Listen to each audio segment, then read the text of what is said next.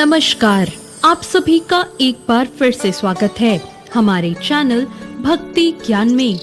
आज सुनेंगे माता के 7वें स्वरूप माँ कालरात्रि की कथा। देवी कालरात्रि माँ दुर्गा की 7वीं शक्ति है।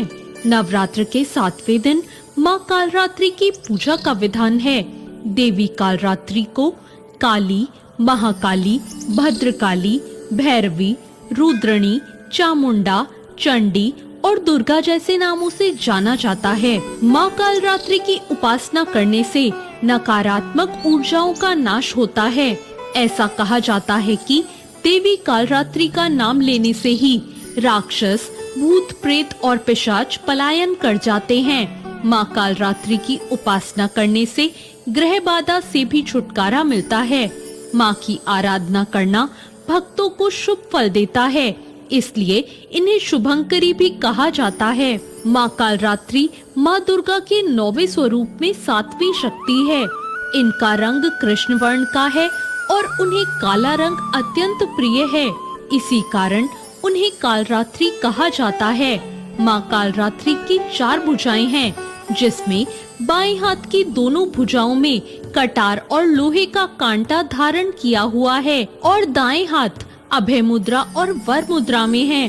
पौराणिक कथा के अनुसार दैत्य शुंभ, निशुंभ और रक्तबीज ने तीनों लोकों पर अपना आतंक मचाना शुरू कर दिया, तो देवतागण उनसे परेशान हो गए और भगवान शंकर के पास मदद के लिए पहुँचे। रक्तबीज के पास वरदान था कि जैसे ही उसके रक्त की कोई भी बूंद नीचे गिरती, वैसे ही और रक्तबीज उत्पन्न हो जाते। उससे परेशान होकर सभी देवतागण भगवान शंकर के पास गए। भगवान शंकर ने देवी पार्वती से राक्षसों का वध करने को कहा और अपने भक्तों की रक्षा करने को कहा। भगवान शंकर का आदेश पाकर देवी पार्वती जी ने दुर्गा का रूप धारण कर लिया और शुंभ निशुंभ का वध कर दिया। लेकिन जैसे ही माँ दुर्गा ने रक्त बीज को मारा, उसके शरीर से निकले रक्त की बूंदों से लाखों रक्त बीज उत्पन्न हो गए।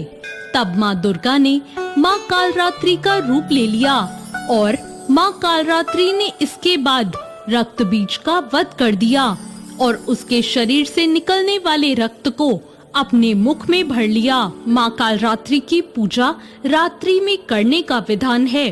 तांत्रिक अपनी मंत्र साधना के लिए इस दिन का पूरे वर्ष इंतजार करते हैं। मान्यता है कि इस दिन मंत्र सिद्ध होते हैं। नवरात्रि के 7वें दिन सुबह उठकर अपने नित्य कर्मों से निवृत्त हो जाएं।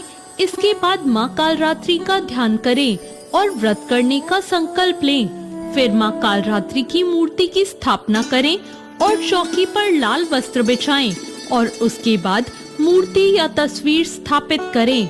इसके बाद माँ को गंगा जल से स्नान कराएं और उन्हें अक्षत, धूप, रात रानी के फूल, रोली, चंदन, कुमकुम आदि अर्पित करें।